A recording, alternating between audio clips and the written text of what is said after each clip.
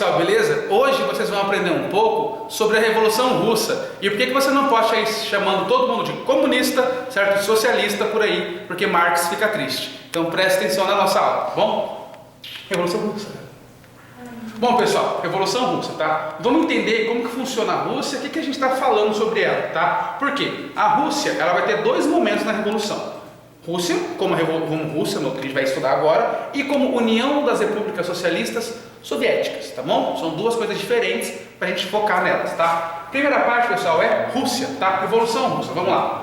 A Rússia pré-revolucionária é a seguinte: é um país atrasado em relação aos seus vizinhos e 80% da população vive no campo. Por que é bom a gente saber desses dados, pessoal? Quais são os vizinhos da Rússia e tudo mais? Inglaterra, França, Alemanha, beleza? Itália, Império Austro-Húngaro, tá bom? Então todos esses países da Europa, eles estão lá, mas eles têm um negócio que a Rússia até agora não tem, beleza? Que são as indústrias. Por quê? 80% da população vive nos campos, então vivem da agricultura. Então a Rússia, ela ainda carrega alguns resquícios de ser um país feudal, beleza? De ser um país atrasado, certo?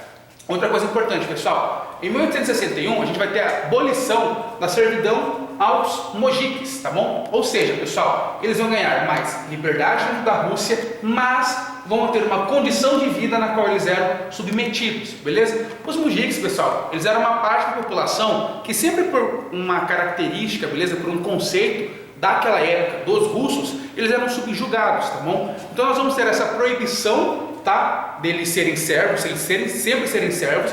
Eles vão ter uma liberdade maior de poder trabalhar e atuar em outras áreas, porém com uma condição: eles sempre vão ser submetidos, tá bom? Ou seja, pessoal, se tem eu, que sou um mujik, por exemplo, e tem uma outra pessoa, que é um cidadão comum da Rússia, vamos dizer assim, e a gente quer a mesma coisa, eu não posso pegar aquela coisa. Por quê? Porque ele tem preferência. Entende? Ele está acima de mim. Por exemplo, se eu quiser ir no banheiro, eu tenho que deixar ele primeiro e depois eu posso ir. Ele está na minha frente. Por quê? São coisas sociais, é uma característica social que fala sobre a Rússia, beleza? Outro ponto importante, pessoal: o governo czarista apoia a inserção de indústria na Rússia originárias de outros países. Peraí, professor, você falou que na Rússia não tinha indústria? Vamos entender isso agora.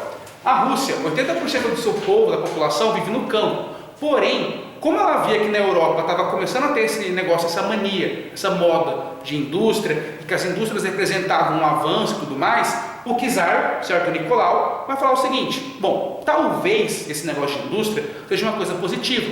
Então ele vai começar a permitir que outros países, como Inglaterra e França principalmente, comecem a instalar indústrias dentro da Rússia ali. Aí ele fala assim: beleza, está instalando uma indústria aqui dentro da Rússia, o dinheiro vai para quem? Para a minha pessoa, né? Para o imperador, para o czar Nicolau. Não, o dinheiro voltava para os países de origem. Ou seja, uma fábrica da Inglaterra, a produção, a maior parte do valor do que ela conseguia arrecadar, voltava para a Inglaterra, não ficava na Rússia. Isso começou a deixar o imperador um pouco satisfeito. Por quê? Qual que era a visão que ele tinha? A visão que ele tinha aqui, com as indústrias, a Rússia ia dar um avanço econômico. E não estava avançando de nada. Ela só estava favorecendo e ajudando os seus principais concorrentes, como Inglaterra e França, por exemplo. Bom, a industrialização, pessoal, ela, por mais que ela vai dar errada para o czar, ela vai ser muito importante para a Rússia, tá bom? Para o movimento que a gente vai conhecer, que vai ser o movimento que vai levar a União Soviética, tá bom? Por quê? Porque são das indústrias que vão ser formadas as classes operárias, beleza? A classe operária, tão famosa classe operária, a gente discute bastante, vocês devem ouvir falar bastante, principalmente quando vão ver sobre Marx ou nos memes, que vocês devem adorar também, surge na Rússia por conta das indústrias, tá bom? Essa classe operária, ela vai carregar os mesmos moldes da primeira revolução industrial. Lembra da primeira revolução industrial? Que a vida dos caras era ruim, que eles não tinham nenhum tipo de conforto nas fábricas e tudo mais? Quando essas indústrias se instalam na Rússia, vai acontecer a mesma coisa. Esses operários, eles vão começar a sofrer bastante. Trabalhava muito para ganhar pouco, não tinha direito a descanso, não tinha direito a um salário bom, certo? Não tinha direito a nada, basicamente. E isso começa a deixar começa a deixar as pessoas insatisfeitas, tá bom? Então os operários das fábricas não curtiam muito essa ideia de ter um cara que era o patrão deles, que mandava muito e eles não ganhavam nada, tá? Isso vai começar a provocar ali um questionamento dentro dos próprios operários das fábricas, tá bom? Bom, por conta disso vai ter o surgimento do Partido Operário Social Democrata Russo, ou POSDR, tá? Eu chamava de pós-doutor, porque era mais fácil decorar na faculdade, não tinha que chamar, tá, pessoal? Então, só para vocês, se quiserem também. Enfim, ele vai surgir em 1898, tá? Por que isso é importante, galera? Porque agora os operários, eles não são mais uma massa desorganizada, tá bom? Eles são agora um grupo, beleza? Uma coisa é você tentar fazer uma revolução com todo mundo desorganizado, com ninguém sabendo o que vai fazer, pelo que está lutando e tudo mais. Outra coisa é quando você consegue colocar aquele mesmo grupo sobre uma liderança e com um objetivo em comum. É muito mais fácil você alcançar o seu objetivo que você quer, beleza? E é por isso que o Partido Operário Social Democrata Russo, ele vai ser tão importante na construção da Revolução Russa, beleza? Que vai acontecer aí 19 anos depois. Bom, eles vão ser influenciados basicamente pelas ideias de Marx, tá bom? Então os membros desse partido começam a questionar os abusos das fábricas. No nosso conteúdo do ano passado sobre a Revolução Industrial, eu falei para vocês sobre a mais-valia, que é aquela margem de lucro lá que o cara consegue obter, que ele tem, sobre o que ele gasta para produzir um produto e o preço final que ele vende aquele produto, certo? O que ele lucra é a mais-valia, basicamente, beleza? Os funcionários aqui, eles começam a perceber o seguinte, que o patrão, que o dono da fábrica, ele tinha um lucro muito grande e eles recebiam muito pouco, sem contar que eles não tinham nenhum tipo de direito. E isso começou a questionar, eles começaram a ficar um pouco assim, peraí, por que o cara tem tudo e a gente não tem nada? Sendo que quem trabalha na realidade somos nós, beleza? Então eles começam a se questionar, eles começam a movimentar o que vai ser o Partido Operário. Bom, temos também, pessoal, o seguinte, os operários eles vão começar a tomar o governo, iniciando o socialismo, é o que eles queriam. Quando o governo não fosse mais necessário, teria o comunismo. E aqui que a gente vai entrar numa diferença que é bem legal. Porque comunismo e socialismo não são a mesma coisa, tá bom, galera? Não é uma coisa só, tá? A pessoa ela pode ser muito bem socialista, mas ela não ser comunista, beleza? Eu vou explicar para vocês entenderem de uma maneira bem fácil, bem simples, tá? Que é o seguinte, imagina que o socialismo é qualquer pessoa, certo? Que luta por causas sociais, beleza? Então, por exemplo, um mundo que eles queriam, que os operários queriam que fosse um mundo socialista, tá? Você não ia ter divisões de classes, por exemplo. Então eu ia ganhar um salário X, o cara ia ganhar um salário X também, certo? Você não ia ter muito bem as divisões. Esse negócio de, pô, um patrão, ele vai ganhar infinitamente melhor que eu, não vai ter. Vai ter diferença de salário, por exemplo? Vai ter uma diferença de salário. O cara que é um funcionário de uma fábrica, ele pode ganhar menos, por exemplo, que o cara que é um médico. Mas o que importa é que o funcionário da fábrica e o médico, eles não vão ter uma diferença de qualidade de vida muito grande, né? Porque o cara operário ele vai passar fome, por exemplo, como acontecia nessa época, e o cara que é médico ele vai viver no luxo, e vai viver viajando e tudo mais, certo? Você buscaria uma igualdade ali, por mais que é uma igualdade mais teórica, tá bom? Essa basicamente é a parte do socialismo. O comunismo, galera, é quando você exclui tudo que é forma de opressão, basicamente. O que é uma forma de opressão, galera? Governo. Certo? Então no comunismo não havia necessidade, ou para eles não tem necessidade de continuar existindo um governo, um presidente ou um czar na Rússia, por exemplo. Por quê? Porque a sociedade ela já estaria tão adaptada, ela já estaria tão em sincronia com o modelo socialista, que você não precisaria mais de nenhuma força de repressão para controlar aquela sociedade, entende? Como pode ser o governo, pode ser, imagine a igreja, a polícia, podem ser políticas, certo? Pode ser a sua família, entende? Então nesse comunismo, que é um comunismo mais teórico, você não tem força de repressão, mas você só não tem força de repressão a partir do momento que a sociedade está adaptada ao socialismo.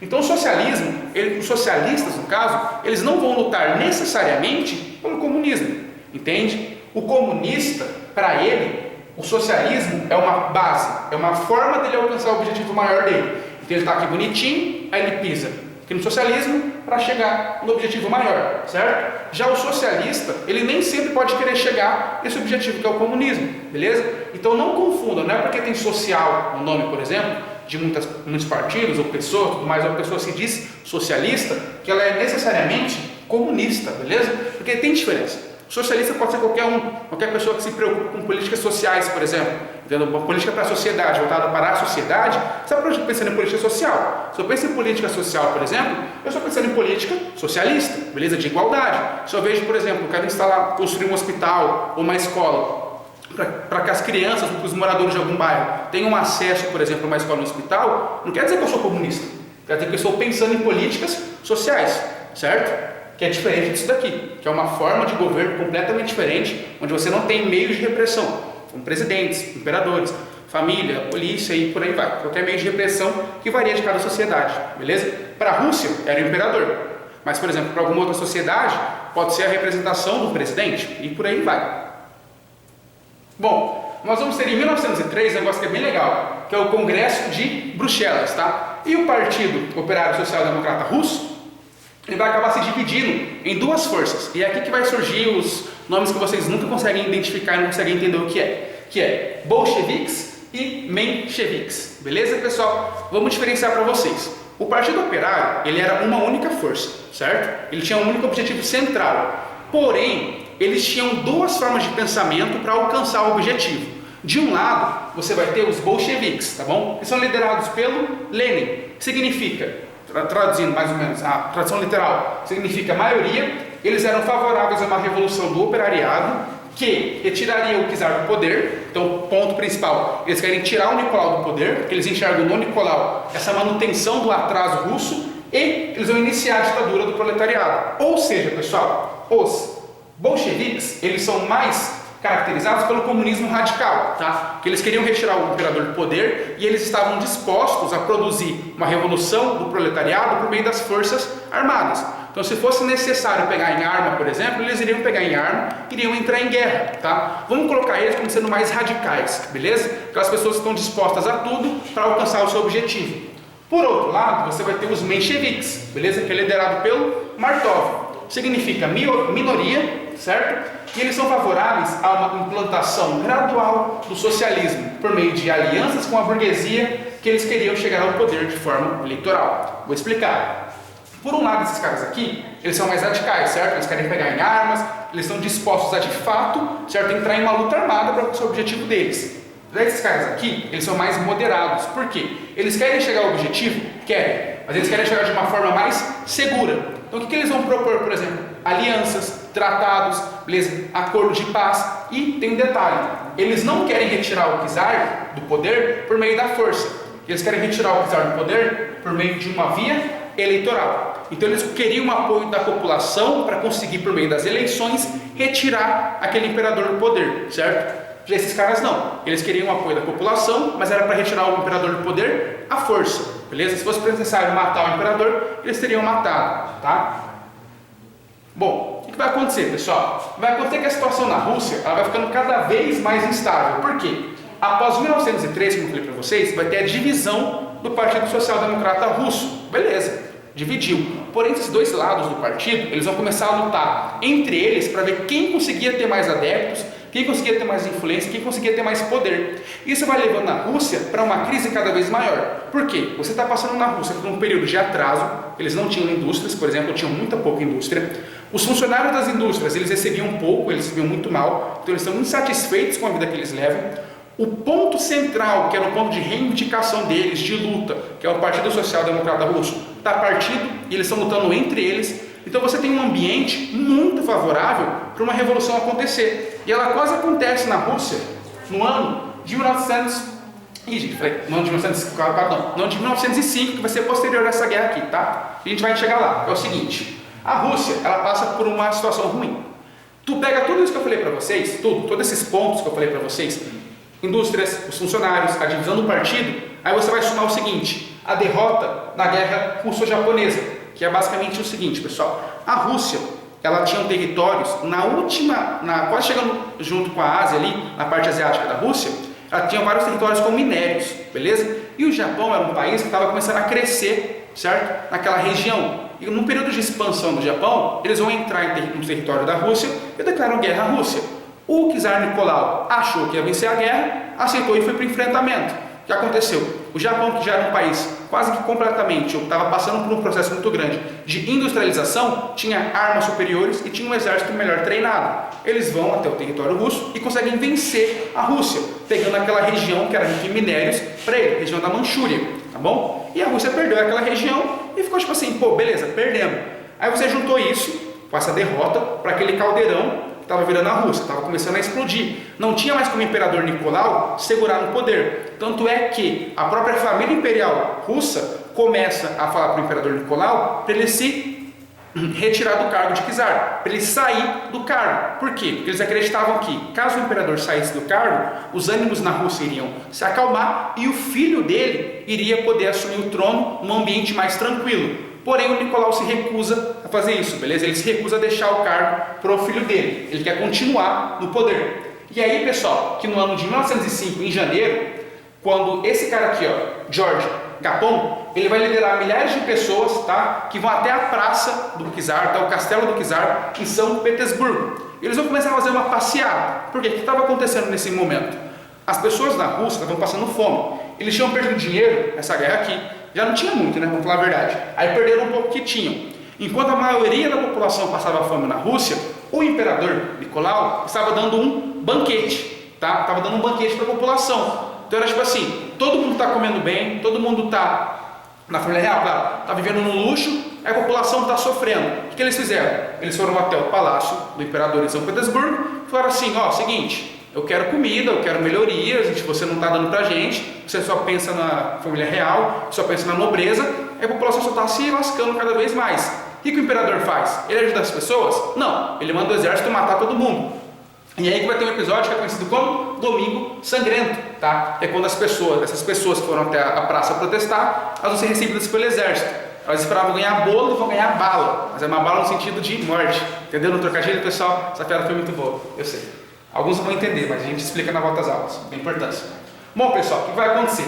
Após esse acontecimento, as manifestações que já estavam começando a surgir na Rússia, elas ganham mais força, tá bom? Então aquele partido lá operário, por exemplo, russo, que era dividido em bolcheviques e mencheviques, eles percebem que a hora que eles começarem a atuar, chegou. Que eles não podem mais continuar esperando e continuar vendo se o imperador vai sair ou se ele não vai. Eles têm que tomar uma decisão. E é o que acontece, tá bom, pessoal? Por quê? Os trabalhadores russos, eles vão se unir em grupos chamados de sovietes, que aí deriva o nome de soviético, da União das Repúblicas Socialistas Soviéticas, entendeu? Não é piada isso, tá, gente? Seguinte, a pressão vai levar o imperador Nicolau II a lançar o Manifesto de Outubro. Isso daqui é bem interessante, mas gente, algumas... Ô, gente, o que eu posso fazer? Não era piada? Aí, ó, até pausa. Mas não vamos pausar a aula é engraçada, isso não dá nada. Seguinte, pessoal, o Manifesto de Outubro, ele prometeu uma Constituição, beleza, que vai ser realizada por uma Assembleia. Ou seja, o imperador, ele iria promover uma Constituição, e nessa Constituição iriam ter vários direitos aos trabalhadores, às pessoas, tá bom? E quem realizaria essa Constituição seria uma Assembleia, que teoricamente seria formada pela população, seria formada pelos trabalhadores. Só que na prática, isso daqui nunca aconteceu, tá bom? A Constituição, ela foi feita, ela foi colocada em prática, porém, mesmo com uma Constituição, quem continuava sendo a maior força na Rússia era o imperador. Por quê? Porque dentro da própria Constituição, ele colocou que ele mesmo tinha o poder de ir contra a Constituição. Então isso daqui não valia de nada. Por quê? Se na Constituição falava assim, o imperador não pode mandar matar as pessoas, só que ele falava assim, eu quero mandar matar as pessoas, ele poderia mandar matar todo mundo e não tinha problema nenhum, como ele fez no Domingo Sangrento, beleza? Ele não era julgado pelos crimes que ele cometia, porque ele é o imperador, certo? Outra coisa bem importante, pessoal, é a Duma, que é um conselho legislativo que a população poderia participar. O que é a Duma, pessoal? Era o seguinte, o imperador falou o seguinte, assim, vocês querem participar da política? Eles vão participar da política, um negócio chamado Duma. Aí as pessoas iam lá, se reuniam, votavam, levavam umas pautas delas, tinham debates e tudo mais.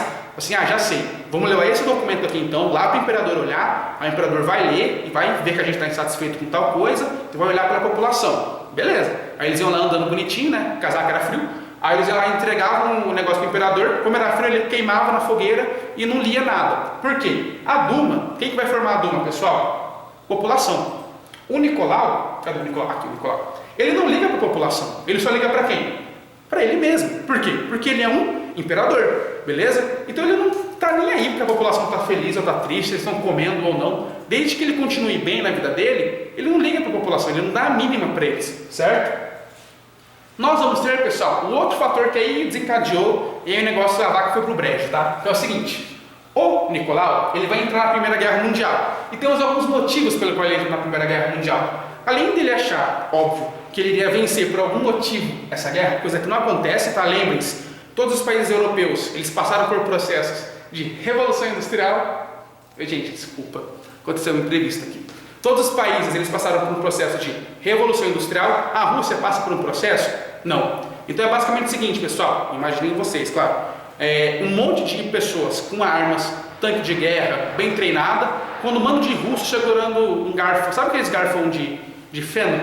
É aquilo lá mesmo, garfão de feno, que eles faziam assim, sabe, para tirar feno, para agricultura e tudo mais, era aquilo que eles utilizavam. Não tinha como a Rússia vencer essa guerra. Por quê? Porque eles não tinham armamentos suficientes.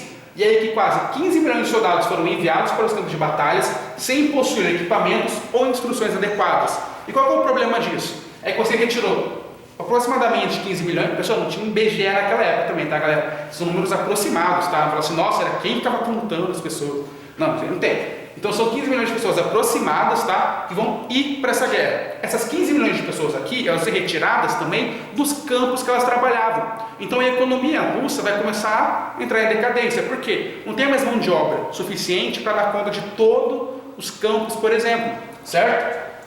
Outra coisa interessante, pessoal. A situação se agrava tanto que o imperador Nicolau não consegue mais ficar no poder. Certo? O que ele vai fazer então? Ele vai renunciar ao poder. Os sovietes, eles vão por meio de uma assembleia chegar ao poder na Revolução de Fevereiro. Só que tem um detalhe, não são os sovietes por completo que chegam ao poder. Quem vai chegar ao poder são esses caras aqui, ó. Opa, passei.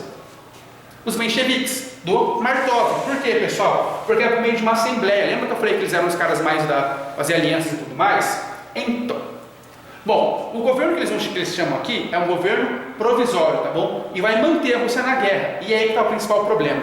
A população, a gota d'água para eles foi a entrada do imperador Nicolau na Primeira Guerra Mundial. Quando ele saiu, o que eles pensaram? O Nicolau vai sair, tipo, ele saiu do poder, nós vamos sair da Primeira Guerra também. Mas não, os mencheviques mantêm a população e mantêm a Rússia na Primeira Guerra Mundial. Eles não querem sair da Primeira Guerra, porque eles ainda veem uma chance de ganhar e tudo mais. E aí que a população começa a se revoltar também contra os mencheviques. Nesse meio termo, esse cara aqui, o Lenin, ele vai elaborar as teses de Abril, onde ele defende a reforma agrária, a saída da Rússia da guerra, que é o principal ponto, certo, de propaganda dele, e acesso à comida para a população. Então as pessoas leram aquele negócio lá e falaram assim, pô, Lenin é massa, entendeu? Elas leram de Lenin. Ah, ótimo piada também, né? Então, pessoal, o que acontece? Nós vamos ter um cara chamado Leon Trotsky, tá? Que ele vai organizar o Exército Vermelho, que vai ser formado por camponeses e operários. Esse é um dos motivos pelo qual a União Soviética e o comunismo e tudo mais é ligado à cor vermelha, tá? Por causa do Exército Vermelho, beleza? Em outubro, pessoal, com esse exército já bem treinado e bem definido, eles vão tomar o poder e vão dar início à Revolução Vermelha. Por quê? Por causa do Exército Vermelho, certo? Nesse meio termo, pessoal, da Revolução Vermelha, o Lenin ele vai assumir o poder, tá, por meio de um golpe. Então lembrem-se, o Martov ele vai chegar ao poder da forma que ele queria, por alianças, mas ele não se mantém no poder. Aí o Lenin também consegue chegar ao poder da forma que ele queria, que é por meio da força. Então o Lenin ele vai chegar ao poder, ele retira a Rússia da guerra, ele vai distribuir as terras, que eram as terras privadas ou terras dos grandes empresários russos, vamos dizer assim, ele pega para o governo, e o governo ele distribui para a população, ele vai estatizar os bancos, fábricas e lojas. E aí está o problema, por quê? Bancos, fábricas e lojas não eram do governo russo, não eram de russos. Na maioria das vezes, eles eram dos ingleses e dos franceses, beleza? Então, quando ele faz isso daqui, os países europeus não curtiram muito esse negócio de comunismo, esse negócio de socialismo, tá? E aí começa esse problema aí com o comunismo.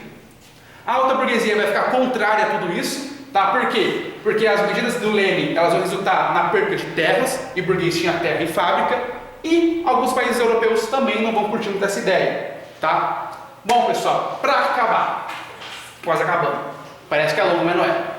Após a Guerra Civil, tá? Vai ter uma Guerra Civil, nós vamos ter a criação do NEP, que é a nova política econômica, tá? Onde o Lenin ele vai começar a ter uma aberturazinha, eles vão começar a pensar numa abertura econômica para a União Soviética, beleza? Porque eles perceberam que eles não poderiam ficar isolados do restante da Europa, tá? Ou seja, o capitalismo ele vai poder participar de pequenas empresas, também poder participar do comércio, tá? Vai permitir a diferenciação de salários, como eu falei para vocês, e a instalação de empresas estrangeiras, tá? Em 1922 é criada oficialmente a União das Repúblicas Socialistas Soviéticas, que conta com Armênia, Azerbaijão, Geórgia, Lituânia, Letônia, Estônia e Cazaquistão. esses países aqui, depois da Guerra Fria, vão se dividir em vários outros países. E, para finalizar, pessoal, quais são as consequências da Revolução Russa? Industrialização na Rússia, mas é uma industrialização estatal, aumento na economia e investimento bélico, e é por isso que a Rússia vai virar, na Segunda Guerra Mundial, já um país que é uma potência na guerra, e não um país coadjuvante, beleza? Repressão, é sempre bom lembrar disso, tinha muita repressão, a população não poderia falar o que eles queriam. Censura também era muito importante, tá? Era muito fundamental nessa ditadura. Produção cultural propagandista, ou seja, toda a produção cultural que vai começar a existir na Rússia vai ser para valorizar o que? Lenin, Trotsky, Stalin, para valorizar a revolução, para valorizar, certo? 1917, que foi o golpe que eles deram para assumir o poder, beleza? E é isso, pessoal, espero que tenham gostado e tenham dormido. Tamo junto. Ó, pessoal, a gente tem aqui um negócio bem legal, que é do canal muito bom, que eu acompanho, que é o Quero Que Eu Desenhe, tá? Que é um mapa mental para vocês acompanharem, certo? Sobre a Revolução Russa. Entrando no canal deles lá, oficial, tem para vocês baixarem, é bem fácil, tá? É muito bom o conteúdo deles, eu gosto. Aí aqui temos uma foto das campanhas publicitárias, certo? Da Rússia. Aqui temos uma retratação do que foi o Domingo Sangrento, beleza? As pessoas morrendo, e aqui são o exército, as pessoas morrendo. Aqui temos uma foto do Lenin, tá? Que é o principal líder da Revolução Russa, mas ele não é o principal líder da União Soviética, porque ele é o Stalin, esse cara que morre. Temos aqui outra propaganda, certo? Onde mostra o Lenin, ele liderando a nação. E aqui a última foto, onde mostra a população insatisfeita com o governo que eles estavam tendo lá do czar Nicolau. Professor, o que está escrito aqui? Não falo russo, galera. Se vocês conhecerem alguém que fala, traduzir para nós, tá? É isso, pessoal. Espero que tenham gostado.